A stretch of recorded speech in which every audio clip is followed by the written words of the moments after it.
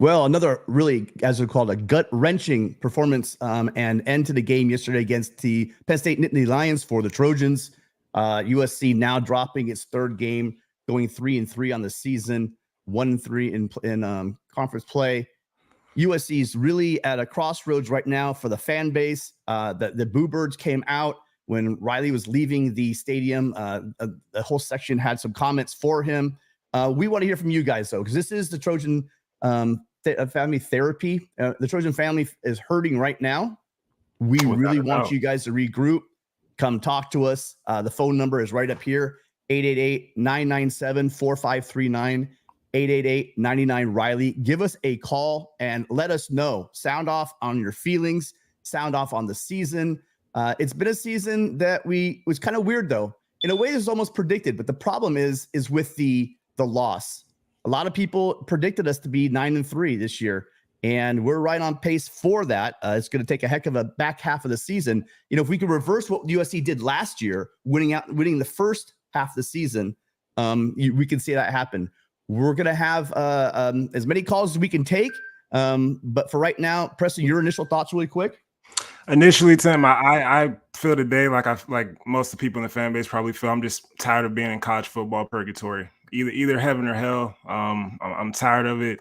We had the game in hand. It's another 3-point loss. It's another loss in the last game, the last play of the game. And yeah, man. I mean, major takeaways. I think our defense is good enough to beat these Big Ten teams. I mean, I think they played a great game.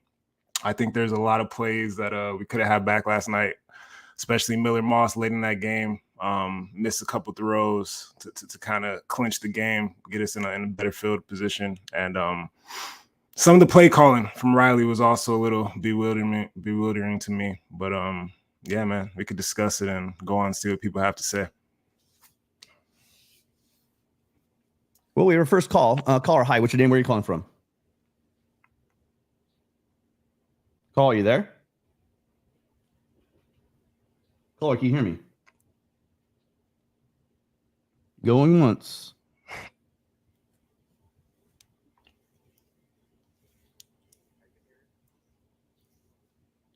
Caller, you can hear us? All right. Well, we're having issues with the call. All right. So while we wait for the calls to come in, here's what we're gonna do.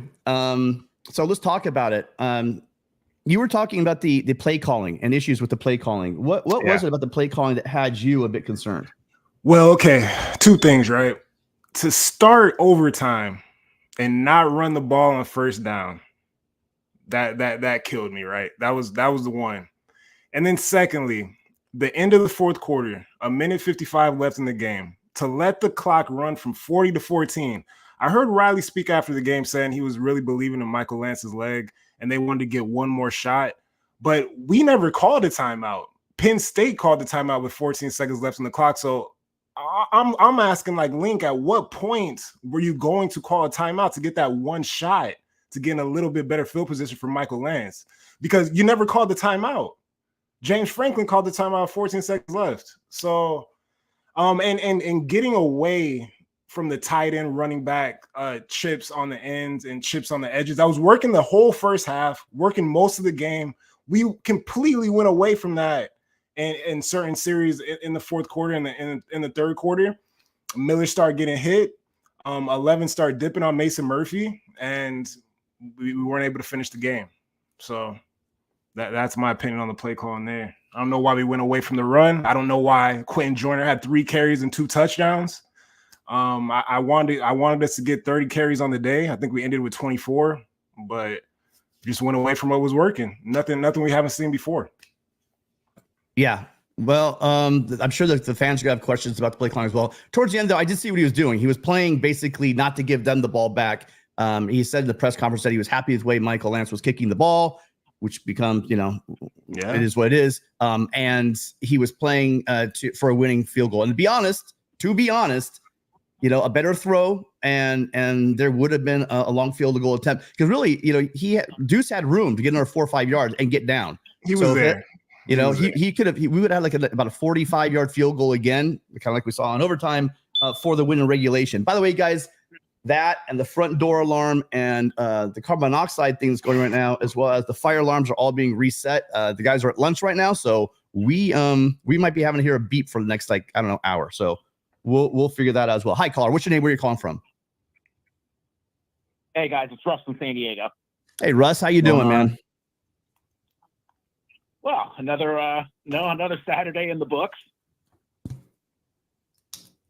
Yeah. Yeah. So, anyways, I'll just jump into it. There's one thing I wanted to address, and a couple things. First off, we are being, I think, a little too easy on our defense, and we need to sort of be realistic about what the defense is right now. The defense is a much improved tackling team, but that's sort of about it. We're better at tackling in space. We play somewhat emotional. We still get no pressure on the quarterback. So, that's one side of the trenches that is, the part of the component about, why this stuff keeps happening. But, I want to single out one play yesterday, that double halfback pass, or not, the double pass that ended up going to their tight end for their first touchdown after the half. I mean, that should have been intercepted. That was a duck. That tight end pulls it off the back of the helmet from, whoever was covering him. Yeah. And Zion Branch. when I see this, you know what I'm saying? Yeah. And it's like we start talking about, like, well, the defense played good enough to win. It's like, I do agree to an extent, but if you looked at today and you didn't know that we didn't have Alex Grinch, like, what has changed? This is another random guy that has 1 million receptions, like the ASU fullback, like Dalton Kincaid. It's just another day where one player, had 1 million catches for 1 million yards and set some record. And then, he's going to be able to pat himself on the back for this day for the rest of his life. So, all right, Russ, great points. Let us jump in for a little bit. All right. So first off, sure. This team is pretty banged up on defense. If I were to tell you this, these are excuses. Injuries are football, man, and it's the way it is. Injuries are football, and but this team is banged up. Jacoby Covington out of the game. Keely Arnold clearly not 100%. Anthony Lucas playing injured, ended up getting injured at the end. You have Eric Gentry, the heart and soul of this team, out of the defense. This is a wounded defense, and I thought this was going to happen later in the season. We are not deep on either side of the ball. We know that. Why? I'm not going to give them a pass. I mean, this is year 3. There's a transfer portal. There's a lot going on where that can be addressed and can be fixed. But yesterday you did see true freshmen playing. I mean, this defense is, and by the way, playing amazingly well. By the way. But you saw true freshmen getting into the game. They're banged up. And I'm with you, though. I mean, you had 2 opportunities. Lincoln Riley talked about his press conference. They had 2 opportunities, guys. 4th and 7, 4th and 10. You just got to get it done. Yeah, you have to close the door. And they didn't. What are your thoughts, Preston? Yeah, freshman Devin Stevens with the interception. I think we're playing above our heads. We're shorthanded. But the only gripe I have with the defense, right, is, I mean, we saw later on they put they tried to get Kamari Ramsey on 44 because he was just unstoppable. Like, I don't know if I'm looking at Lynn or if I'm looking at Belk or Taylor Mays, but we have to make that change and that adjustment sooner, because the guy got 17 receptions. The next closest one had 4 or 3 receptions. So, you got to adjust quicker when the guy's really killing you like that all over the field. And I want him to pass the ball, and they beat us through the air. It's what happened. I can't lie. They beat us through the air. Yeah, they were able to shut down the run again, which was amazing. But if you go and watch Trojan Blade, he has a great breakdown. And if you the preview show that he had for the game, he talked about covering. Hey man, whatever you do, stack him up, cover him, put a bunch of guys on 44, just don't let him beat you. And that's what Trojans exactly did. They let him beat them. And on the end zone throw, I mean, look, sometimes you just got to say it was a great play. I get it. You want him to turn around, make a play on the ball. It's true, but you got to give it. It's not like USC is the only team having trouble with this guy. Now, USC turned it into a career day for this guy. But I mean, I'm not even remotely close. Are you serious, by the way, Russ, about you think this is a Grinch defense? I didn't say it was a Grinch defense. I'm saying if you looked at the statistics of what happened yesterday, you wouldn't be able to tell the difference between it being a Grinch defense and not a Grinch defense. This had all the hallmarks of, we regressed heavily towards that direction. Well, I would say this. I didn't see a bunch of explosive plays. Did you? I didn't see. I mean, that was a trick play. I get it. You got to defense it. You got to play sound. You have to know your assignments. You can't break down when they put a little bit of window dressing on it. I get that point, but I'm thinking back to like Utah, for instance, right? And the team is up and the way that happened. I'm going to not excuse it, but I am going to remind you that at the end of that game, there was no Anthony Lucas. That's huge. Barry Alexander decided to take off. You have Gentry out of the game. You have Covington out of the game. So on those 2 4th down plays, it was pretty crazy to watch, and it was difficult to watch. But they also got some home cooking again from the refs. I mean, really quickly, it was already a first down. They got the first down. But I'm gonna try to pull up that someone had a clip on Twitter of that ridiculous roughing the passer call. But any other thoughts, Russ? We gotta get moving. Anything else for you? Yeah. I'll just say something about the refs too. Is that I know that we need to jettison this 1950s level of thinking where no matter how bad the refs blew it for us, that we're supposed to be okay and accept it because golly gee, guys, thank you. We should have won by 21 points. Absolutely. We didn't want the refs to cost us the game. And how did we not score 4 more touchdowns? So I have a solution that we need to propose, because if we just keep coming out and saying refs are part of the game, nothing's ever going to change. So what I suggest is every Monday we have a press conference and we do like a 30-minute breakdown where we show all, we just put the referees on blast. We need a PR campaign to lean on the referees, to lean on the Big Ten for them to do better. Because if things just stay the same right now, nothing's going to change. And if you think this is like not fair play or something, I mean, guys, Nick Saban spent more time on the Congress floor than half our congressmen did arguing to like make the SEC better. Like Tennessee, every single time they had a problem with the NCAA, they freaking go to a judge. They go to a federal judge and have this judge do what they need to do. So I just think we need to be more proactive. The refereeing has been so egregious for us, and it's happened so many games in a row that we have to start making a bigger deal about it, or nothing's going to change. Good point. And here's the thing, though: you're in a conference, so you're fined. There will be issues. You can't come. There's things. There's vehicles in place. You cannot go right at the officiating. You're not going to be able to do that. But what Riley is doing is he's kind of subtly saying, without directly criticizing, he talked about it at the scrum after the practice last week about what happened in Minnesota and how they absolutely just changed the rules on them. He is doing what he can. It's not like they're pretending like nothing's happening.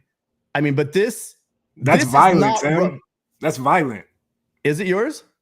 Well, someone else repurposed it then. But yeah. No, I'm not saying. I'm saying it's violent, even though he barely hit him. I was making a joke, but yeah. Got you. I thought you said it's mine. Sorry, my bad. No. Yeah, this is look at great acting. That's just a soccer player in England clapping right now with that fall. I mean, you have to realize that USC is going to get there's for whatever reason. I'm not going to say it's conspiracy. Maybe it's just bad luck, right? Maybe it's just really bad luck that we're not getting any of these calls, but it's weird. If they were blowing calls like this, like Minnesota, like Michigan, I mean, I freaked out about the holding. I was showing pictures all over the place about holding. There is no holding in this conference unless you Woody, unless you tackle somebody, you're not going to get called for holding in this conference. It's not. So I've moved beyond that for all you Big Ten fans. I get it. It's not called. But it's funny. You know what? When we talked about these plays, guess what the PSU fans said? We're getting held all game. It's like, yeah, I know. It's the Big Ten. Welcome. Haven't you been here for a while? This is what happens in the Big Ten, apparently. At least in every game that we're participating in. So holding is not called. That was not roughing the freaking passer, which added 15 more yards on that play. Russ, thanks for calling in. We got to get moving. Appreciate you supporting us all the time. Thanks. Great call. Yeah, fight on, boys. Fight on. So we're going to be upset. I don't mind people being upset. Let's be passionate. Here's what USC and Lincoln Riley don't want. They don't want apathy. I think they'll take the heat. I think they're good with taking the heat. I think they know that they need to finish better. Matter of fact, Lincoln Riley says we plain blank, we have to finish better. But what we have to realize also is there's fans. I was looking up in those stands, and there's a lot of PS. Caller, can you turn down your TV? There were a lot of fans in those stands that were Penn State fans. And I was walking around the stadium, I was looking up. And I mean, I get at the corner, that's the Penn State, but they were, if you're at the game yesterday, there were a lot of Penn State fans, and we knew that was going to happen. Penn State travels so well. If you've ever been to a Rose Bowl, their fans at games are awesome. They're like Nebraska fans. They're awesome. Penn State fans on the internet, though, are kind of like, it's like same thing for the Notre Dame fan. Exactly. Notre Dame, if you go to South Bend, or if you meet a Notre Dame fan, at the Coliseum, just knowledgeable, great people. You meet these people, some of these people online, and it's a whole different story. Hi, caller. What's your name? Where are you calling from? How you guys doing? This is Jordan in Inglewood. Oh, Jordan, thank you, man, for calling. Appreciate you. I think it's your first call. Jordan, what's on your mind? Yeah. First off, it is my first call. First off, thank you guys for doing this. I know this isn't easy, especially as the losses are piling up. You guys are just as passionate as we are, but you guys do this and you give us a voice. So I just wanted to say thank you to you guys. I'll try and make it quick because I know you guys have other people to get to, but I just had a couple of points. I think, a lot of fans during the off season, look, every fan base is the same, right? USC fans aren't any different. We get excited in the off season, right? We're so hopeful. We watch the hype videos, we hear that, the team got bigger, they put on weight. And I think we convince ourselves, just because it's been so long, that USC has really been relevant consistently on a national stage, right? Outside of the Rose Bowl year with Darnold and Riley's first year. So, we really, with all our hearts, we're trying to convince ourselves that, this is the year, right? And, I think we expect. Oh, no.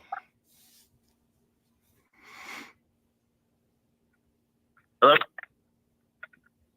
Sorry about that. Hello? Preston, your thoughts on that? Well, he broke up at the end. I mean, if I could respond to the first part about it, it's like I said, right? And another one of my takeaways is our team has failed to execute in late games, whether it be on the sidelines or on the field, except for the first game of the season. The first game of the season, we hit all bases. The defense executed late, the offense executed late, and we got a great win.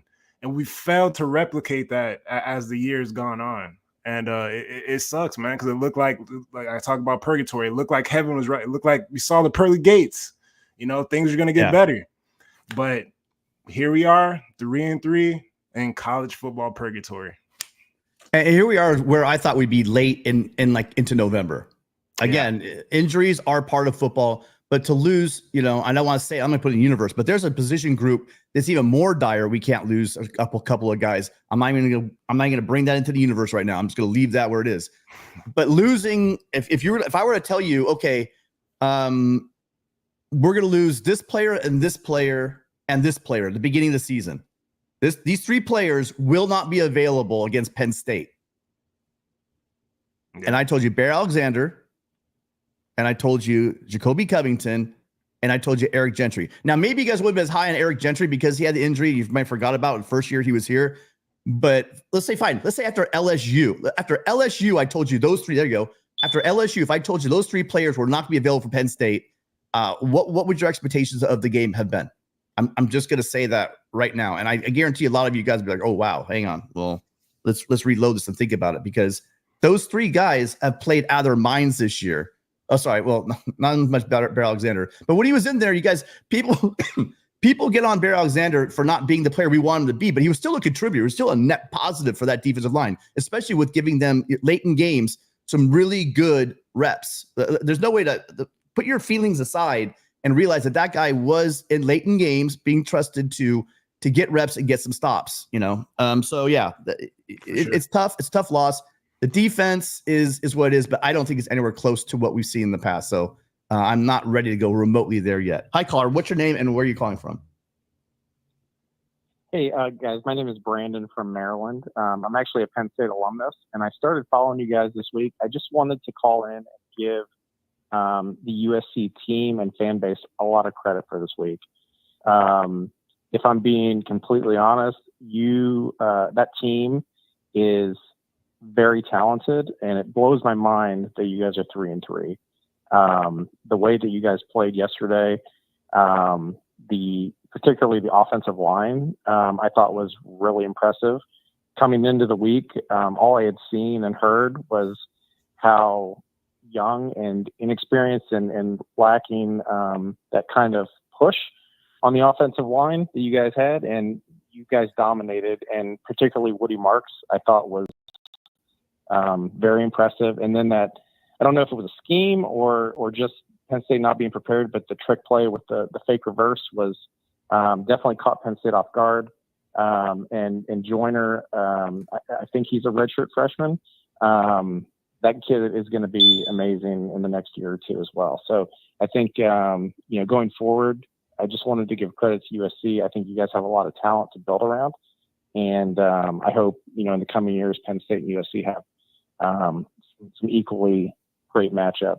I also just wanted to say that I heard what you said a minute ago about Penn State fans being great in person, and then, online, it's a little different. I think that is it. I think that's just, the worst parts of the internet sometimes, and people saying something anonymously that they can get away with that they wouldn't do in person. So I hope you don't hold Penn State fans to that standard going across the board, because I would say USC fans are more than welcome in State College in the future, and I hope you guys make it out there sometime. I've been there, and yes, and I agree. And I will tell you this great call. I'm sorry, I missed your name. I know you're Maryland. What was your name again? Brandon. Brandon, again, you are the Penn State fan I'm talking about, knowledgeable. Really, really appreciate you being magnanimous in victory and just saying, hey, and giving us our flowers. I agree with you. The offensive line did a great job. We really thought that we were going to have issues protecting Miller Moss, and they did step up. Great call on that. And I know, believe me, our fan base has those guys too. I'm not calling out. It is the internet. We know what it could be. But you thank you for proving my point about Penn State, and I'm really looking forward to get up to Happy Valley and going back there and watching a Penn State game. Hopefully we get a whiteout. I mean, our offense might not like a whiteout, but I think that experience is going to be one of the top. Is what you guys and Michigan and Ohio State and going up to Camp Randall and going to Kinnick. All these things are the reason why I was really excited about joining the Big Ten, as well as just the matchups throughout history between the schools in Rose Bowl. So thank you. I really appreciate it, Brandon. Thank you for calling in and watching the show. Good luck to you guys the rest of the way. Thank you. Thanks, you guys too. Yep, absolutely. All right, yeah, great call. Again, you guys, that's what I'm talking about. And really, Big Ten fans in general, are and really actually, I can extend that out to pretty much college football fans in general. That's your typical normal. No, I'm not. I'm not going to call Brandon typical. Those are the classy college football fans you have out there, and there are a lot of them. And I'm really enjoying. Nebraska's another fan. I don't think I named it. Did I name Nebraska? Nebraska, when they came out to the Coliseum and then we had them in the Holiday Bowl. Those fans are just awesome, man. So, hi, caller. What's your name? Where are you calling from?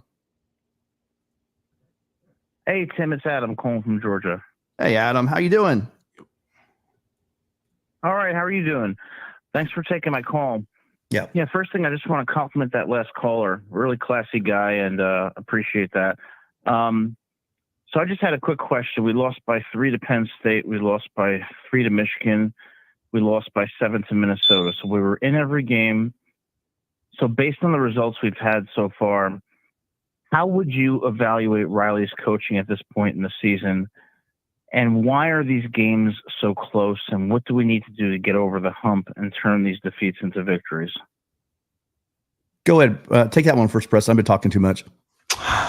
What do we need to do to turn these losses into victories? We need to get a little bit better at I don't know, man, just like doing the right things at the right times. I think it's also execution on the field as well, though. So it's tough for me to put it all on Riley. I think we need to stick with what is working more. I think he needs to stick with what is working more and not, go to things that he's done in the past. That's the best advice I give to him, because when things are rolling, he tends to just go the other way for some reason, even though things are rolling, and it's got to change. Yeah, So how would I say it? It's just clear. There needs to be fixes across the board. Like, why could we not make the adjustment to shut down the tight end play? Why? Why can we stop Warren? That's a question mark. Why are fans calling for Miller Moss? Is what I want to know. Like, why are they trying to hang this on Miller Moss? He did have a poor game. I think he probably be the first one to admit it. That throw absolutely needs to be made. Should have been made. People coming for Riley about time management, etc. It just seems like there's a lot of confirmation people want to get, and they're nitpicking. Miller throws an interception. Yes, he threw an interception against Michigan. I mean, yes, quarterbacks, by the way, throw interceptions. You guys, they are not machines. They are going to make a bad throw. Most of the throws in most games have been on. If Miller had played how he's played in the other 5 games this year, we win that game most likely. Mm-hmm. We probably do. There's no doubt about it. I mean, that throw was there. The play was there. The play call was there. The time management would have been perfect. We would have been setting up for a regulation 45 to 40-yard field goal to end the game. And the way Michael Lance was kicking the ball that day, it was likely that he was going to hit it. Not guaranteed. If you go for it and you're at midfield and you end up having to punt, then you have a situation where you back them up, but then they have a chance to move the ball. And if you guys didn't notice, they can move the ball pretty well through the air. Yes, we shut them down on the ground pretty much, but they can throw the ball. Alar was throwing the ball all over the place, and he had targets. And the funny thing is, on the 4th downs, it was God, I'm blanking on his name again. The kid transferred from Ohio State. Fleming, Julian Fleming. He's the guy that came up with both catches. I mean, I'm not going to blame players, but there was some questionable coverage especially on the second one. It just looked like there was just bad communication. That possibly could be because you got a backup corner in there. I mean, there's a lot that goes into this. How do we fix it? Tighten up the team. They got to coach better. The players got to play better. I mean, it sounds cliche, but the win was right there for them to do. Anyone that's saying that this USC team, fire Riley, get rid of Miller, we don't belong in the Big Ten, what are we doing? You guys need to calm the hell down. They are in these games. I'm not going to go as far as say we're 3 plays away. I'm not going. Even though literally that's true, there are other issues beyond 3 plays. But also, man, Minnesota, I don't even go there for that loss. I'm not going to top that loss because they played poorly. But in this game, they woke up in the first quarter. They came to play. They did exactly what we asked them to do, right? We said, give us 4 quarters. But the 3rd quarter, they kind of took a nap, coaching and execution-wise. So what do they have to do to fix it? Play 4 quarters. Adam? Yeah, Tim, you make a great point, Tim. And my only question is, how do you know when to blame the players versus the coaches? Because presumably the coaches are implementing what they think is an effective scheme. So how do you know when it's a lack of execution or when it's coaching decisions that are responsible for a loss or just a bad performance? Yeah, well, you don't really know unless you're in the film study, right? So you don't know if somebody's missing assignment unless you're in film study, unless you really know the design of these the design of these plays. But it's a team. Everybody's at fault. Coaching's at fault. Players are at fault. We're one team. Everybody's at fault. And no scapegoat. Everybody's at fault. Yeah, there's too many plays to blame. One defender giving up a 4th down. One quarterback throwing an interception, an offensive lineman missing a tackle or passing off and then no one picks it up. There's no way to blame one player in a team sport that has, over 100 plays that are played throughout the game. Yeah. Plays need to be made. Winning teams like Penn State. Okay, so Penn State, I was talking to a fan off the air. They called in for a call-in show and then we'd already closed, but I just took his call off the air. And he was telling me how they have difficulty with their NIL. And if you think about it, that makes sense. But as much as I crack on James Franklin for the Rose Bowl in 2016, the 2017 Rose Bowl, those teams come well-oiled and prepared to play. They really do. And I did, by the way, if you guys didn't catch it, at the end of the game, a Penn State fan player planned the flag at midfield, and James Franklin walks over, takes the flag, and says, "No, dude, that's not who Penn State is." I mean, we don't do that. Classy. And so, yes, it was great to see that as well. They just have to be the team has to play but execute better, and the coaches have to get these guys ready. Because like you said, Preston, there's going to be some honesty going on in that film room. There's guys that did not do their job, and then the guys who ever play football, those guys are called out. You on that film, believe me, you don't want that film when you're the guy that's making the mistakes. You know who the whole team knows who the assignments are, and then have it rewound 3 or 4 times saying how you really blew the play. That's something you don't want to be. You don't want to be that guy. And there's going to be a lot of honest moments for this team looking at the film from this game, because as much as my hat's off to Penn State, the game was there to win for USC. And although a lot of people don't like Riley saying we're 3 plays away, I don't like that either. But I like his other point to where he spun it. He said USC has been in a position to win this game in every single game they played this year.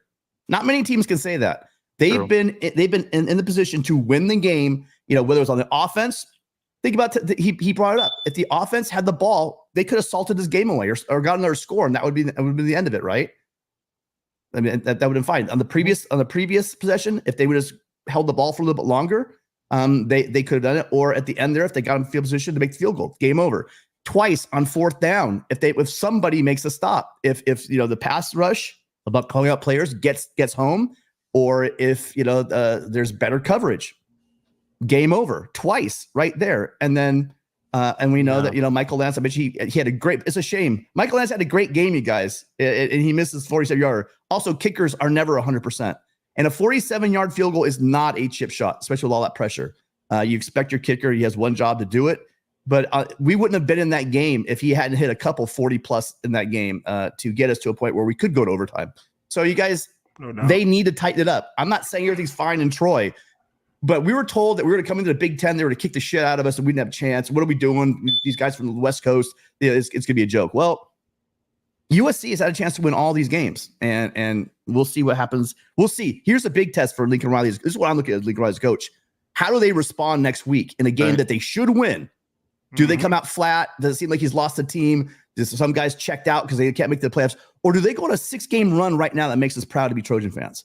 And I kind of agree with you here, Gabe. Again, as far as the playoffs concerned, the ESPN puts this into our brains. Playoffs or nothing. I get it. We're Trojans. Championships is how we see our football team. But also playing like Trojans is important too. And if they play well the next six weeks, get that recruiting going, go into the offseason, with their heads high, that's going to show me what Lincoln Riley's coaching is all about, because that would be something special if you can keep these guys pumped up and ready to go. Anything else, Absolutely. Adam? Well, listen, guys, thanks so much for taking my call. Always. I appreciate it. Great show, and fight on. Fight on. Thank you, Adam. Thanks. Yeah, I mean, there's a lot to be upset about. I'm not saying, what's that one meme, like, the dog in the fire and then he's drinking his coffee and everything's fine. I'm not saying that. There is a fire going on, but is it like a dumpster fire, or is it like, there's a stove fire we can put it out? That's to be the question. Hi, caller. What's your name? Where are you calling from? Hi, caller. Can you turn off your TV? And what's your name and where are you calling from?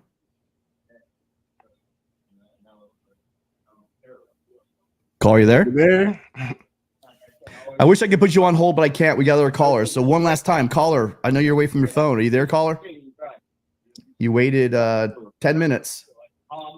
Last chance, caller. All right. Well, if thanks for calling in, call on back. Yeah, be ready, guys. That was only a 10-minute wait. That's what we're doing pretty good today as far as time is concerned. Speaking of 10-minute wait, where are these workers? They should have been here a while ago. Hi, caller. What's your name? Where are you calling from? This is Angel from LA. Angel, how you doing? What's going on? Not good. Yeah, I gotta stop asking that. Why am I asking people how you doing? I know exactly how everyone's doing. What's on your mind, Angel? Well, I'm extremely disappointed. Extremely disappointed. I'm not going to put this on the players. I know that the players in some instances failed to execute. Everybody saw that. But, ultimately, the players take direction from the coaching. And there were things there that the trained eye or the untrained eye could obviously see. For example, 44. He was killing us. And we should have put a spy on him. You know, that play that they ran, that tackle eligible play, putting him at center, we ran that in grammar school. When I saw that, I knew exactly what was going to happen. And my brothers and I, we all went to the same grammar school, and we sat there and we said, "Oh, watch, the center's going to go for the pass." Exactly what happened. It went for a touchdown. We're amateurs. These guys are professionals. They didn't see that? They didn't see that? Really? Yeah. Tackle eligible play? That was unacceptable. For me, that was unacceptable. That was a touchdown we should have never given away. Okay? The other thing that really upset me is the fact that in my book right now, Woody Marks is the MVP of the team. He has done everything called upon him and more. He was running the ball and he was gashing them. And when you got a hot player, this is what Pete Carroll did. This is what John Robinson did. This is what, all the SC great coaches did. When the running back is hot, you feed him the rock. You don't take the rock away from him. Why did we get away from running the ball?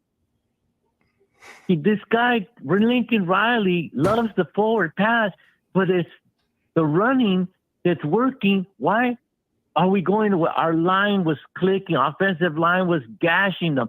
We were doing what we wanted to at will, and we went away from it. Well, Angel, let me hop in.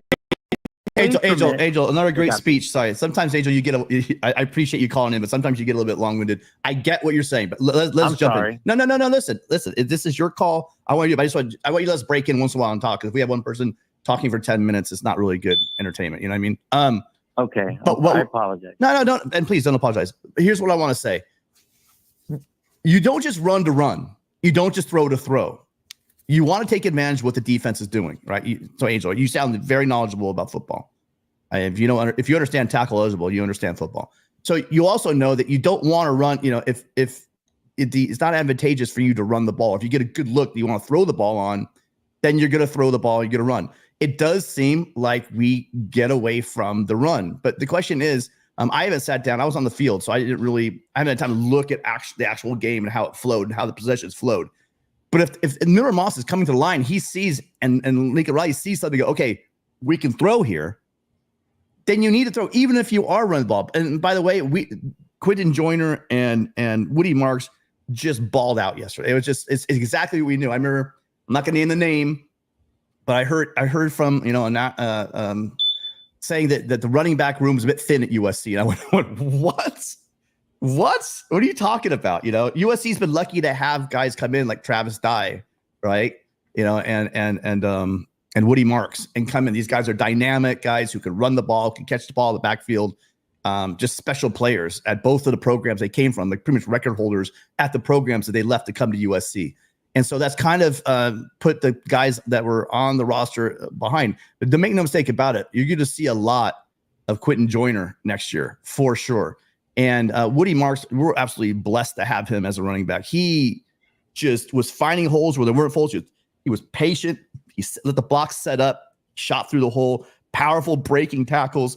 You guys realize this. This is not just a good defense we played at Penn State. This is an amazing defense at Penn State that we went up against, and we were able to run. And really, I thought we were. I was kept looking up. We were 4 yards away, and probably if you remove the sack adjusted, they at one point in the fourth quarter they had rushed for 200 yards on this defense. That's not easy to do. And if you look at why we run the ball more, you saw, in the couple of times in the last drive, and then in overtime, we weren't able to run the ball. We had difficulty running the ball. So we got to be careful on saying, just run the ball. We're running. It was working. Why don't we keep running the ball? You got to look at what the defense is doing, Preston. What are your thoughts on that? I understand, you got to look at what the defense is doing, but you got to run the ball on first down and overtime. There's no time on the clock. Why are you throwing the ball on first down and overtime? You throw it to Makai Lemon, it gets tipped.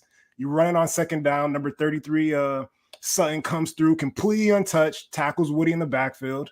And then on third down, you go back to Makai and there's a no call. So you got to run on first down and overtime.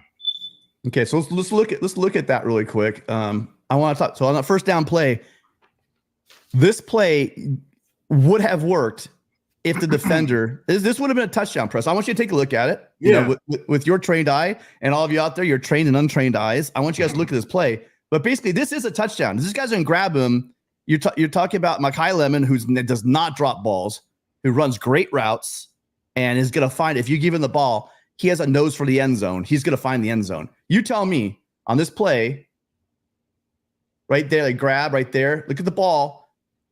He's probably scoring a touchdown here. Maybe at worst case, he's on the 1 or 2 yard line tackled. But it was a great play call. It was a good throw, and it could have happened. I get it. Run the ball on first down, and I'm going to get crucified for this, I'm sure. But I'm saying it wasn't like that was a bad play call. They came to the line, they saw what they wanted to see, and they ran the play. And it should have worked. At the very least, you should have had a flag on that. So we're talking touchdown, 1 or 2 yard line, or take the penalty 1st and 10, with a 15-yard penalty. I mean, those are the three things there on that play. I agree. I would have liked them to have run the ball. I'm not saying, why didn't we run the ball? I want to watch the game. I want to see why they kind of went away from it. I don't, this misconception though, that Raleigh doesn't want to run the ball. I think you guys, a lot of people are missing that. I think he does want to run the ball. Let me be very specific. Specifically, what really upset me was in the first half, because we had the knife at their throat. We was there. We could have scored another touchdown. We could have been up 24 and to 3, and basically they would have been dead. And instead, we try to pass the ball. We're not running the ball like we should. And ultimately, what happens is we have to kick a field goal. 2 field goals on 2 turnovers. We should have scored at least 1 touchdown. We got 6 points. And that was the margin. You know what I mean? That was the margin that we lost by, and I think that's what gave them life in the third quarter, because they and then they ran the tackle eligible play. But anyway, thank you very much for taking my call. I got to tell you, I got to be honest, Tim. I got to be honest. Okay? Be honest. Go ahead. I want to hear. I lost my confidence in I lost my confidence in Lincoln Riley. Okay. I have. And maybe he could regain it if he wins 6 straight. And I hope that's what we do. I'm praying that's what we do. But, if we continue this way, I don't see how we can bring him back. Here's what I'm going to say, because I've been saying this. That's just my opinion. Yeah, no, it's a great opinion. And it's a great point. I'm not going to argue your point. I mean, I'm not there where you are, but I'm going to say this. I've been saying this to a lot of people. Penn State is the perfect example of what we're talking about. My big point I make all the time is USC's roster a top 10 roster in the nation? Think about the players. I don't mean individual players. I don't mean like the Eric Gentrys, the Jacoby Cumming. I mean like overall, looking at the whole team, is this a top 10 roster? Because when I see comments, I mean, a lot of people are making comments. I'll get to it in a moment. But I mean, do you feel, Angel, this is a top 10 roster? Well, I always point to Utah. They don't have a top 10 roster. No, wait. No, stop, dude. Okay, no. So answer the question, Angel. I don't want to give you a hard time here. People love to do that. I've asked you a very specific question, and I'm asking it for a reason. Because I'll tell you also, who doesn't have a top 10 roster? Penn State. Okay, so I'm not giving anybody a ride here. But my question to you is, do we have a top 10 roster? Yes or no? I would say not, but we have enough players to win. Were we better than Penn State yesterday? Yes. Okay. Were we better than Michigan? Yes. Were we better than Minnesota? Yes. And we lost all 3 of those games. And it's not because of the players. It's the coaching. Take a look at the tape. It's the coaching, And okay, all right, Angel, we got you. Appreciate it. Yeah, I don't want to execute what they're told to do. I don't want to cut you off, Angel. Got you. You made your point. That's okay. Okay, I don't want to cut you off, but you've made your point. But the point is it's not just because here's the thing: if the players were making plays and the plays weren't working, then we go, it's the coaches. It's not the players. It's the players. It's not the coaches. It's both of them. Stop this where it's one or the other. Coaches need to call a better game, prepare the guys better, and the players got to make damn plays. I'm sure there's some pissed off parents possibly out there. So I'm sure some pretty pissed off parents out there, but let me explain to you. Come on. At some point, you got to make your play. And the coaches got to put the players in position. But even your own kids, you watch them play, you know when your kid missed a play, it's just one play. It's football. You're not supposed to be perfect. But to say this is all on the coaches is just a bit, I don't know. And I'm just not feeling it. Thank you, Angel. Appreciate you calling as always. Thank you. But it's not just on the coaches. All right, Angel. Great call. Thank you for calling. Thank you so much. Okay, bye. Yeah, bye. I mean, I get it. Listen, we want a new quarterback fixed. We want a new coach fixed. It's not like that, guys. You know, how many coaches have we had since Pete Carroll? Yeah. Okay, so I mean, my point is, yeah, hang on one second. My point is everyone wants a quick fix. It's natural as fans. We want to say, look, we just put in a new quarterback, we win. We get a new coach, we'll be winning. It's just this. What it is there's a lot of stuff that needs to go on. I mean, we need better NIL. As much as we keep pitching that, clearly we're still losing. Look at Oregon last night. Do you guys really think Dan Lanning's this amazing coach? I'd love to take calls on that one as well. You know, I would love to take this call. You think that Ryan Day is an amazing coach? I mean, hell, the players at look at the rosters on both. Give Lincoln Riley those rosters. Give Danton Lynn those rosters. Hi, caller. What's your name? Where are you calling from? Paulie Walnuts from Los Angeles. Gentlemen, happy Sunday, man. I got to tell you, I just happened to pop on YouTube. I saw you guys on, and I decided, you know what, my day won't be complete without calling you, and I'll make this really quickly. Wait, Paulie, really quick. Paulie, about Oregon and Paulie, really quick. Yeah. So before I see it in the comments, I'm not blaming the players. We have great players. We have very good players. We have players that was really Angel brought up that we probably had a better roster than Penn State yesterday. I'm not saying the players are the coaches are not to blame this. I'm saying stop trying to make the quick fix and blame one thing. This team needs to improve in a bunch of different directions, and one of those is we need to add quality depth. I said at the very beginning of the season, I'll take our 22. I would love to take our 22 against anybody in the country. I would ride with this 22 against anybody. Would it be the best 22 in the country? No. But will we be in games? Absolutely. Those 22 would be the games. Where we're having the problem is depth. Where you get depth is by giving, a team with proper NIL a couple of years of recruiting. And once we see that happen, then I can make a judgment. But at this point, I don't know. Go ahead. I'm sorry, Paulie. Go ahead. I just anticipate what they're going to do. No. Hey, come on, man. I completely agree with you. This is what I'm getting at, is the fact that I tried to get it through some of these fans' heads that look at what Lincoln inherited compared to what Cristobal and compared to what Urban Meyer left behind. Those teams were loaded. And look at what we got. This is a rebuilding this is a project that we have to rebuild from the ground up. It exploded it. We tore it down and we're building it up. Look at how long it took Harbaugh. They were calling for his head already because they were so frustrated about him not winning, but he had a plan and he stuck to it. And this is what I'm trying to get to. And this is why I was so inspired to call. Address this one. I saw you guys on because Paulie, address this, address this. Because you just kind of said what this is the point here. Helton was 45-17. That's better winning percentage than Riley. Shake my head. You just explained it with Day. You explained what he walked into after Urban Meyer. You just explained it with Lanning after he walked in for Cristobal. When Helton showed up, do you guys remember that 2016 freaking roster with NFL guys left and right? I mean, of course Helton won the beginning of the season because he walked into a full pantry with all these cookies and snacks and everything. Ooh, I mean, who could really mess this up? Let's just roll the team out there and we're going to win games. Do you guys remember what the 2021 Trojans looked like? And I love those Trojans, and they're all great Trojans, but it was not the same as 2016. Let's put it that way. Sorry, Paulie, go ahead. No, that's okay. But so Riley eventually, I don't know, maybe it's because I'm an older guy. Let me tell you something, man. When it comes to adversity, I lost my wife when the kids were very young. I raised 2 kids on my own, and I put them through college, and I bounced back. And let me tell you, these young kids, these athletes, they've been playing this sport since they were little boys, and it just baffles me sometimes. These guys, you don't think they want to win? You don't think they're trying Right. the hardest out there? You don't think these coaches are staying up all night to just, just thinking about this play or that play?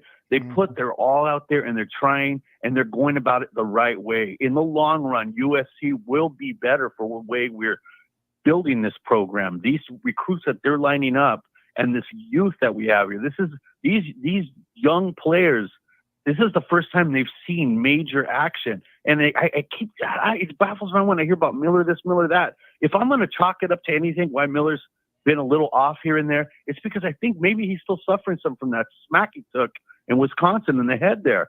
That was a blow to the head that I don't even know how he bounced back from that. But I'm not saying anything's wrong with him.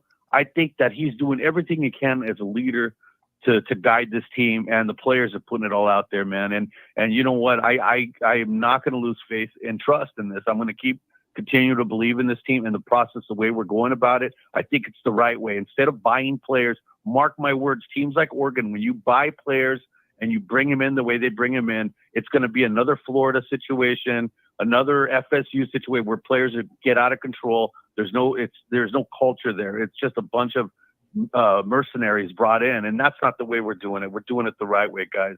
And let me tell you, man, I really enjoy this call. This is the highlight of my week.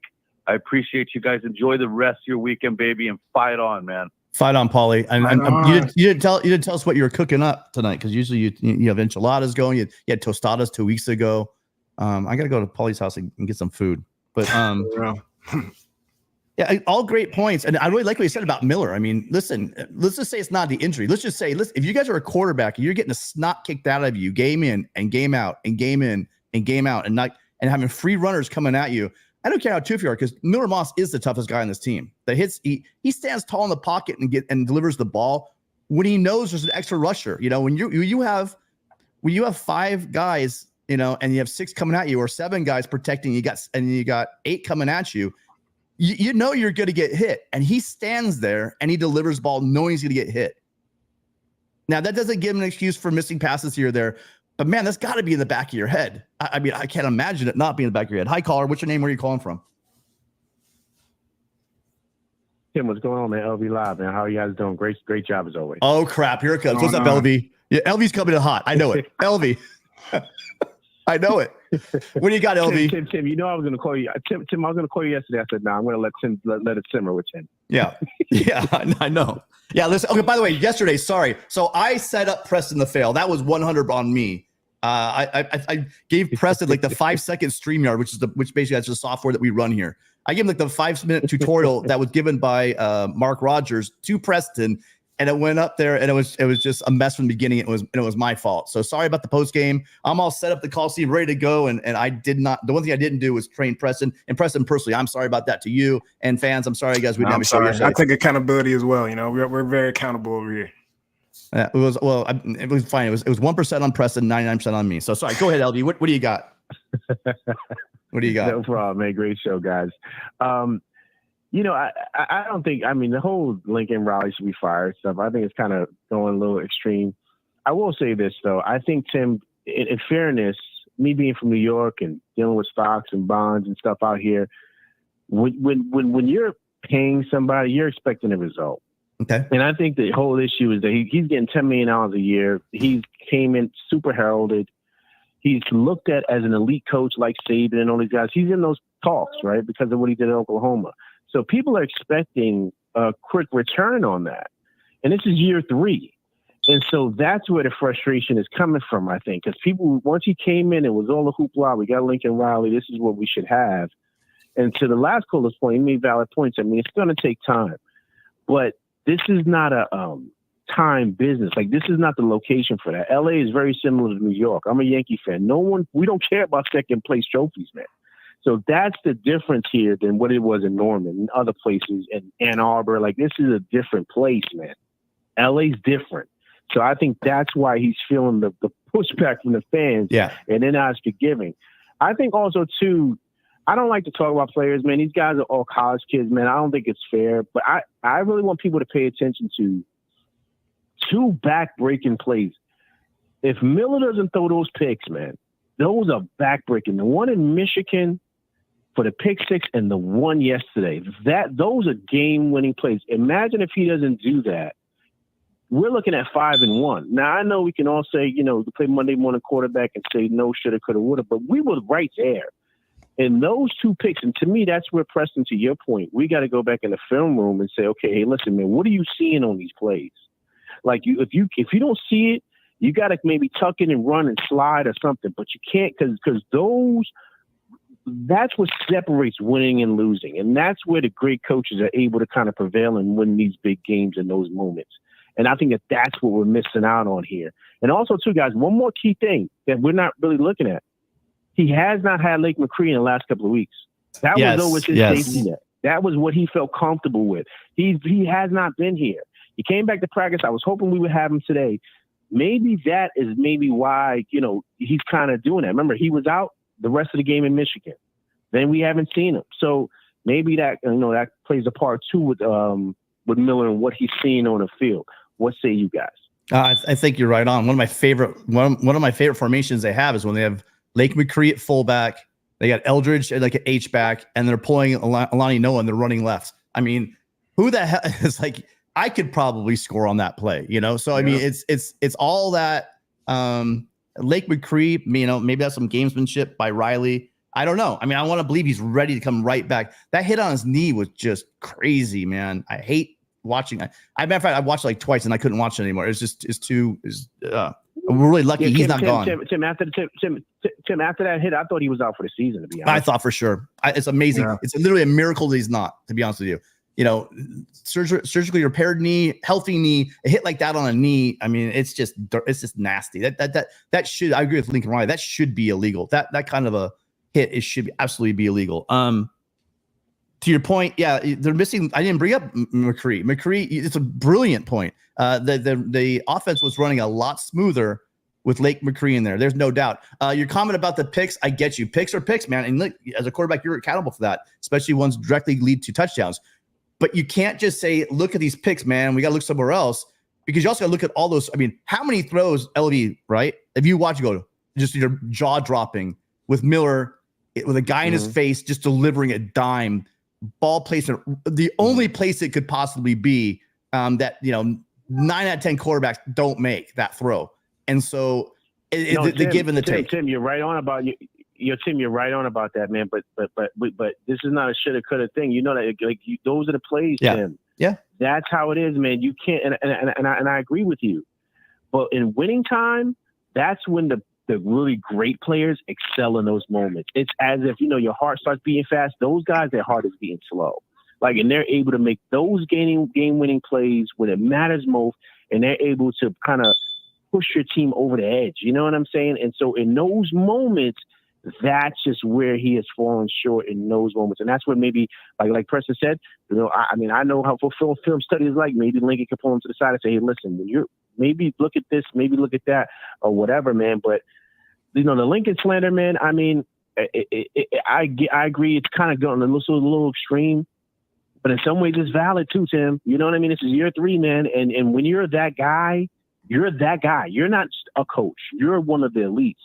People expecting a return, and they are. In year 3, it's not looking at that. And people don't want to, people don't care how the sausage is made. They just want it prepared and given because you said you're the guy. They said, okay, we believe in you, $10 million, cool. We don't care about how much we're paying you because we know we're going to get results. It's year 3 and those results aren't there. And that's just business, man. You know what I mean? And I think that's what it is. But listen, great show, guys. Tim, you are the man as always. I salute you. Fight on from the East Coast. I'm LV Live, and I'm out of here, guys. Guys, make sure you check out LV. Like you said, he covers a lot of New York, especially he loves his Knicks. So make sure you check it out, LV Live as well. I do want to touch on, hi, Clark, you hang on for 1 second. I want to touch on that. Everyone remembers you, like you said, for the end of the game heroics. Are you Captain Comeback, right? Are you from Tom Brady all the way back to, I'll date myself here, like John Elway, Brett Favre, right? Guys that when there's 2 minutes left on the clock, you need to go 80 yards for a win. There's certain guys you want. Well, you guys, I realize we're looking at, this game, but I mean, LSU wasn't that long ago. I mean, if you guys remember LSU, That's exactly what he did. So are we gonna suffer from a recency bias? Are we gonna say, hey, look, this is who Miller Moss is, or is Miller Moss the guy at LSU? I mean, it's both, right? So we have to look at the whole picture. Like you said, LV, forget how the sausage is made. What are the results? Well, we have mixed results. We have the LSU game, which he stands out as the reason why we won that game, along with Hudson. But then also you look at the interceptions he's thrown. And I get it. It's the whole picture. I'm saying I'm still riding with Miller. I don't think a switch up at this point is going to improve anything. I don't know. I mean, we're running the ball. We'll talk about that later. But we're running the ball well. Miller clearly knows the system better. There's a lot. I am not sliding Jay to Mayaba, but the one thing I am doing is I'm not going to start telling Lincoln Riley he doesn't know quarterbacks. Sorry, guys. That's a bridge too far for me. And it's not like he's the kind of guy that has, his favorite, right? That leaves a center in there snapping the ball over people's head because he's in love with them. That's not Miller. That's not Lincoln Riley. Lincoln Riley has shown he will pull a guy like Spencer Rattler, who played the previous season, had a great record, had big numbers, was at one point preseason. I think he was one of, if not the Heisman pick for that year. But you guys are going a bit too far if you start telling us that you know more about quarterbacks than Lincoln Riley. That's just my only point. Hi, caller. What's your name? Where are you calling from? By the way, I'm making lots of friends today, Preston. I'm really pissing a lot of people. I'm kind of pushing buttons a little bit on purpose. I've got to be honest with you, but it's a lot of pain. It's a lot of pain, right? A lot of pain right now. That's why we have the Trojan Therapy, man. It's Trojan Family. Trojan Family's in pain. We need some Trojan Family Therapy. That's what we're doing. Caller. Hi, what's your name? Where are you calling from? Yo, this is Keith from Irvine. What's up, Keith? Oh my God. Keith is bringing that energy. What's up, Keith? Hey, Tim, it was good to run into yesterday. That was fun. Game sat right behind. It was good, man. We tough game, tough to swallow. But like you said, Tim, we're in a lot of these games. People are calling for Riley's job, and we're not at that point yet. I know that we should execute a little bit more on the little things, but that's the number 4 team in the country, guys. That we lost to in overtime with the refs. And I'm sorry to say this, but the refs made bad calls. Yeah. Okay, they made bad calls, and I was on the field level. Well, not quite like you, Tim, but you saw where I was at. I seen it with my own eyes. Mm-hmm. Okay, back to the end zone, Lemon, PI, first door, Jacoby Lane, that third down call definitely hit him before. He got that extended the game. And so where do we go from here is the question. Well, we fight on because that is what we do. And I am not so sure, maybe luckily, that a 3-loss team will make a playoff because there's more parity than ever in college football. And I'll take my answer off the air, but good seeing you, Tim, and fight the fuck on, baby. Let's go.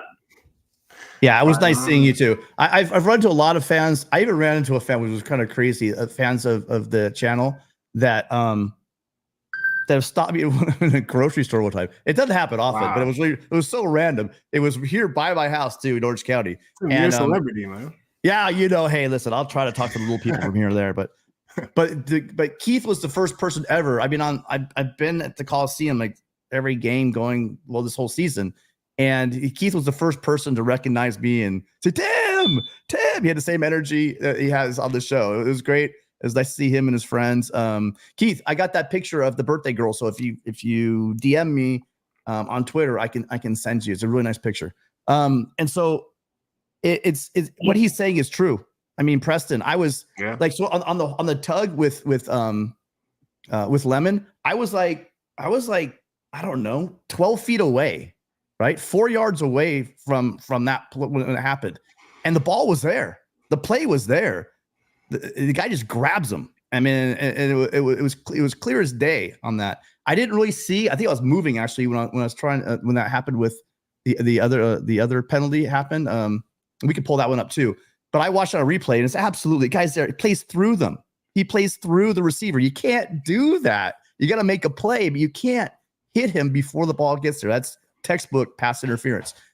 So I'm not even surprised anymore. I expected it, you know what I'm saying? So like, I don't know. I'll allow people to come on here and we can talk about it, but I've been disgusted by the play calling. It's been egregious. It's been horrendous all year. And not the play calling, but the refereeing. And yeah, it's bad.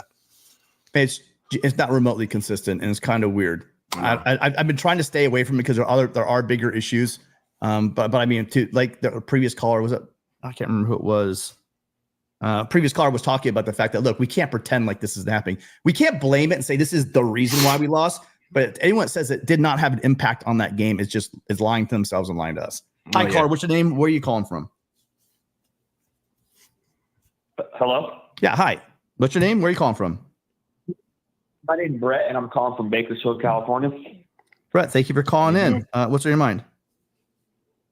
So what do you guys think as USC? What should they recruit next year or recruit this year to help us out on the defensive end? Because our pass defense seems to be okay, but we can't stop the run. What position should we recruit to make sure that does not happen ever again the following year? So if you're talking about rush defense, is that are you talking about pass rush? I'm sorry, I missed that part. I was doing two things at once. We can't stop the run defense. Like, we let people just run all over us. We can't seem to tackle people when they run. We have a hard time like stopping the run. What positions should we go after to make sure that doesn't happen next year? Well, I mean, the entire front seven is what you're probably looking at, but also you want your corners to be able to come up and make plays. I mean, there's all of them. I would say this. Did you watch the game yesterday? Yeah, I did watch the game. Okay. I was just yeah, I did watch it, yeah. Okay, my question is, you're worried about run defense, and I'm saying to you, our issue wasn't with run defense yesterday against a very prolific running team. Maybe not yesterday, but just in general, like, I mean, against Michigan, against like Minnesota, we can't stop the run with the exception of yesterday, but that tight end was like killing us, Tyler Ward, and it's like on defense we've gotten a lot better, but like our linemen are clearly not as big as the Big Ten linemen. It's just the truth. Like, we have to get bigger on the line. Well, there's a lot of jokes about Kobe Pepe this season, but Kobe Pepe is not getting pushed around. He's not. Nate Clifton came in. Look at, so we add some guys, and I'm not disparaging our team. I agree with you. Dude, another name I always blank out on. In the offseason, we were going after a guy from Michigan State, now up at Oregon. Harmon is an absolute difference maker. Difference maker. Guy is just, he's on his way to the NFL. I was completely wrong. I downplayed the loss of him, and I could not have been more wrong on a statement. I can't remember the show, but I basically said, do we want to throw money at a guy that's probably getting overpaid?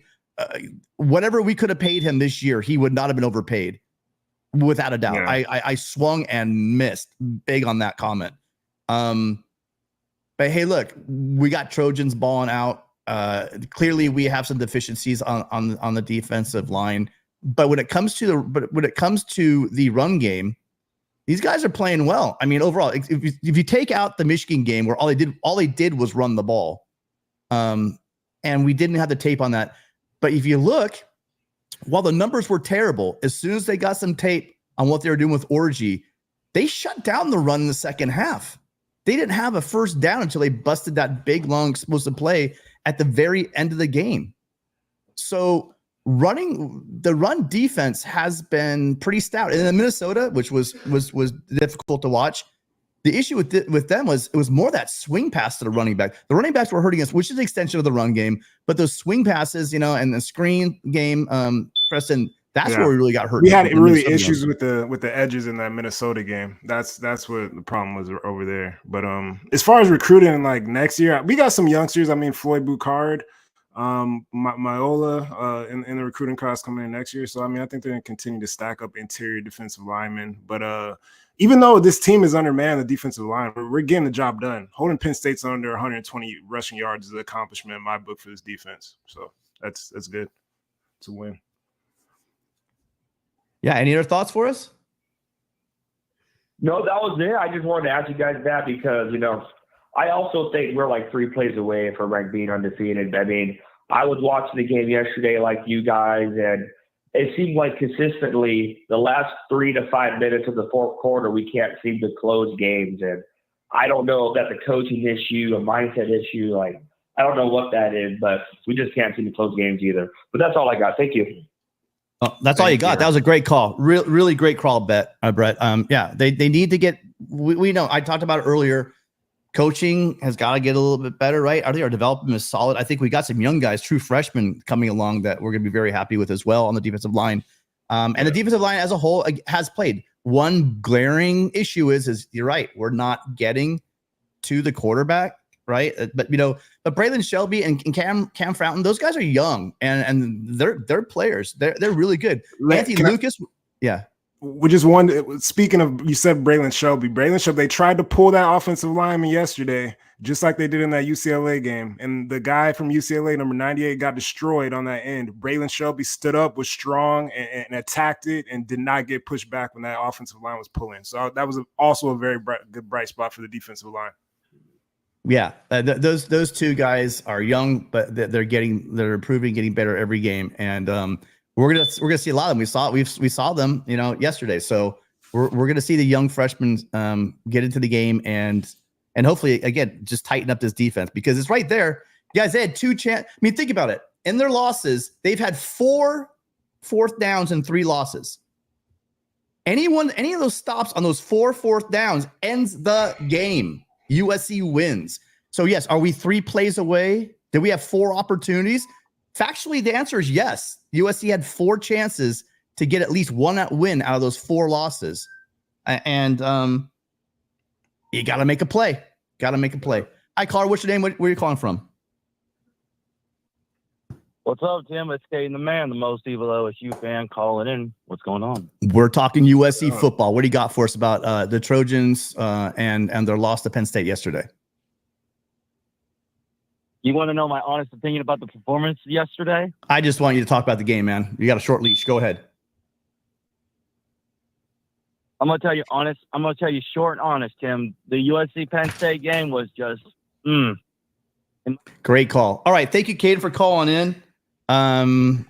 It's just been a couple weeks in a row. I just don't think I think this guy's a troll. I don't know what it is, but he's yet to say something. I keep in Preston, you know it. You've been here for a couple of months. Yeah. I keep trying to give this guy a chance. I mean, most people would just hang up as soon as he calls, but Caden, I'll give you one more chance. The next time you call on my show, come in and talk about USC. You don't have, by the way, you guys, you do not have to be a USC fan. We had a great Penn State fan came on earlier. We've had LSU fans. We've had many Oklahoma fans over time. Give us a call. We'd love to hear from you. Even on a day like today was really for the Trojans, but man, have a take. And what did Jim Rome say? Have a take and don't suck. Okay. Come in here and make something happen. This is your show. I will give people a lot of latitude, but you got to have something. Hi, caller. What's your name? Where are you calling from? Ooh, my bad. Sorry. I had you down. Victor. Hi. Where are you calling from? West Covina. California. Thanks, Victor. Thanks for calling in. Tough day for us Trojans. What's on your mind? I want to know, do you think, USC regret joining the Big Ten? So they're getting bad calls on these past games. What do you think? I think so. So I'm going to categorize them really quick, Victor. So there's the bad calls, which we see a lot of, but then the one that I just cannot, for the life of me, stop talking about. I mean, I'll probably be still talking about this, whatever. The next time we play Minnesota, the next time there's a really bad review call up in the booth. I cannot believe that Minnesota game, when it's called a turnover on downs on the field, went up to that booth. Right. And those guys had the audacity. I'm just something rude, but the audacity to say that we're gonna overturn that play when it is clearly there was no football. The first time we see the football after the tush push, whatever the hell they call that crap. The first time we see the ball, it's in the middle of the pile, and the quarterback doesn't even have the damn ball. And all we kept hearing about, well, if you look, it looks like he got in. He got in. But did the ball get in? Because the rules explicitly state that there has to be, without a doubt, you have to have video evidence that cannot be disputed. Indisputable evidence that ball crossed that plane. Hell, we don't even know if it got close to play. You know why? Because we never see the ball. And Lincoln Riley, earlier we had a call talking about, we need. I think it was who was it? I know it was Russ. Russ said that we need to get up there and have a bully pulpit and say, hey, every Monday this is what happened. These are missed calls. You can't do that. The league's not going to let you do that. The Big Ten's not going to let you do that. But what he did say is, hey, look, so I called them, and they told me that they think he got in. That's an admission that they didn't see get in, but they went ahead and awarded a win to an old Big Ten team over the new Big Ten team because they think he got in. A makeup call, without a doubt, which is not a makeup call, because a makeup call is they be getting 1 for 1. They got screwed in Michigan. That's true. But then they followed up by 2 wrongs don't make a right. Then they followed up by screwing USC and giving Minnesota that win. That win, you guys, is huge. Imagine this. What if USC is right now sitting today with 2 losses? A heartbreaking loss on a fourth and goal play in Ann Arbor that they lose at the last second, and a missed field goal and overtime against the number 3 team in the country. USC is still in the playoff hunt, regardless of what happened up in Minnesota. They don't care in November that USC squeak one out, with a goal line stand in Minnesota. They don't care about that. But that one play that replay by the Big Ten screwed USC. So you ask me about all these other crazy calls we've had in all three of the losses. I'm not even going to go there. I'm going to point to that one. And I'm going to talk about the 2 in overtime that probably cost us the game here. But I'm saying that one play was egregious. Right. Preston, what do you got? Yeah, I don't think they regret joining the Big Ten. I mean, these are all winnable games. You know what I'm saying? I mean, that Minnesota call is different because you're actually literally not acknowledging a rule in the rule book that you created. So that is insane. But these were all winnable games regardless. And I don't regret being in the Big Ten. I love that USC is in the Big Ten. And this is year 1. It's a process. Let's see Quentin Joyner 1-2 years from now. Let's see a Jacoby Lane 1 or 2 years from now, or a Zach Branch or a Deuce Robinson. Like, I'm ready, man. This is year 1. It's going to be bumps and bruises. People could get their shots in now, but see us in a year from now, 2 years from now. We're going to be all right. Right. Spot on. All right. Thank you. You're welcome. Thanks for the call. Yeah, I mean, I'm still getting the macho, oh, dude, we should have won, excuses, all that's bullshit. We're a weak team. We're average, bro. All this That's stuff. fine, man. Hey, that's fine. Say that all you want. USC should not have been in that position at Wisconsin with Minnesota. Totally agree. Not a doubt in my mind. But here's where you're wrong. That literally changed the game. There's no other way you frame that. It literally took the win from USC and handed it to Minnesota. How is that complaining? How is that weak? Oh, we're going to be tough. Oh, dude, we should take it. We should listen to the Big Ten officials, blah, blah. But you're saying that people don't get things wrong? I don't get you. It's clearly they changed the rules. Get over it. It didn't happen. We're better than that. This is not excuses. Whatever. By the way, number 888-997-4539. Give me a call. Give me a don't come with that weak stuff. Give me a logical argument that what I'm saying to you, where there was clearly no shot of that football crossing the plane, and they handed the game to Minnesota. Tell me I'm wrong. You won't. You know why? Because you don't have a comment to make. So sit in the chat, make your little comments. That's fine. Go right ahead. But that's exactly all it is. You're just making silly comments that don't make sense. So, well, Preston, we got 200 people on right now. And as always, appreciate everyone being here. Even the people that want to take a hard stance that penalties don't matter in football games, when clearly they do swing the balance of a game, especially when the officiating crew at the booth decides to award a win to a team because they think he got in, which is against the rules. I don't even know what to tell you. Unbelievable. But we again, let's just watch it. This is for fun. I mean, I didn't load them all up. I only put 2 of them on. But here's what is basically called roughing the passer. Oh man. And soccer drop. There we go. MLS will be so proud of you, LR. Whoop. And then here you got, well, I guess this is good coverage. This is clean coverage. Yank. Grab. He turns him. I mean, every definition of that play is just, watch this right here. Grabs him, yanks it. Oh, you can't see it there. grabs him and yanks him. It's just bad, dude. Appreciate Preston, you taking time out. Listen, Preston and I, we figured it out. Wednesday nights, every Wednesday, rain or shine, we will be here 7 p.m. Pacific, 10 Eastern to take calls. We're going to be taking calls this week. Hopefully we can, I'm assuming, Preston, we can put this one to bed. Preston, tell them where they can find you and about your site really quick. Preston's Paradise on YouTube, covering USC football, make a bunch of videos. Fight on Preston on Twitter, covering the program, putting all types of stuff out. So, yeah, that's where you can find me. Yeah, so you guys make sure you get out and sub him up over there. Appreciate you guys being here. Now, next thing here is USC is going to have to go on a road trip. They're heading out to College Park, Maryland to play the Maryland Terrapins. The good news is, you guys, if you look at the teams that USC plays the next 3 weeks, you got Rutgers, you got Washington. You got Maryland, you got Rutgers, and Washington. All three of those games, all those teams are just showed what they are. I mean, Iowa I didn't give Iowa enough credit. Iowa is a solid program as always. They always have a great defense, but they put a beating on Washington. Husky Stadium is no easy place to play, but I will tell you that the road game at Maryland is looking like I don't care what you guys say. Oh, look at our defense. USC should handle business at Rutgers. They should handle business on the road at Maryland. Washington, wild card, going up there. You know what the weather's going to be. It's Husky Stadium. It is what it is. But if USC plays its game, they win that one. Nebraska at home. Thank goodness we have Nebraska. Is looking really tough, Preston. It's a good thing we have that one at home.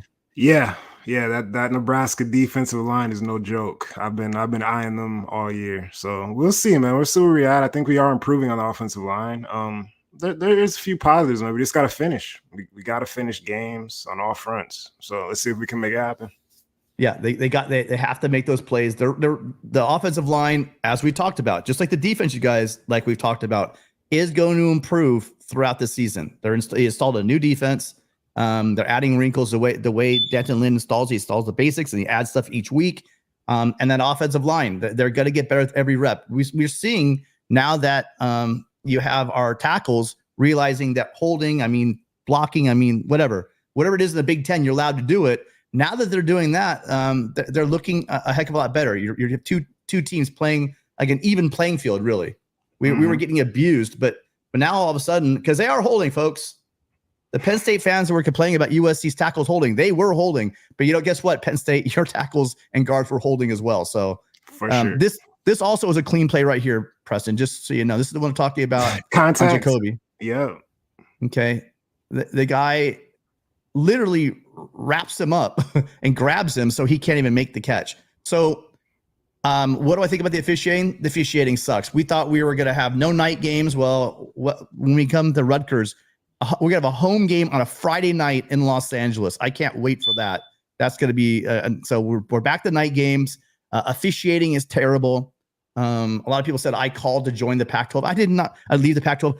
I would have loved to have stayed in the Pac-12. I love the Pac-12. Most of the programs I love in the Pac-12, but it was an incompetent conference, and USC had the choice. They either go down to sinking ship or they go on a Carnival Cruise Lines walking by with millions of dollars and free drink cards. And we said, well, we're going to hop on that thing because you guys are going to sink in about a year. And again, those people that wanted to stay in the Pac-12, would you really want to play Mountain West schools? Because that's what the Pac-12 is now. So thank you guys all for being here. Thank you for coming in. Preston, as always. Preston and I going to be here Wednesday, 7 p.m. Pacific, 10 Eastern. If you're on your way out, guys, please hit that like button. If you're not subscribed, please subscribe. We really appreciate everyone. Thank you to all the callers. Thank you, Victor. Thank you, Russ. Thank you, let's see, Jordan. Thank you. I think it was Brandon. I think it was Brandon. Thank you, Adam, Angel, Paulie, Keith, Brett from Bakersfield. You guys were all brought it. Great calls. Really appreciate everyone being here. Check us out on Wednesday and make sure you subscribe. Until Wednesday, fight on, guys. We'll see you soon. Fight on.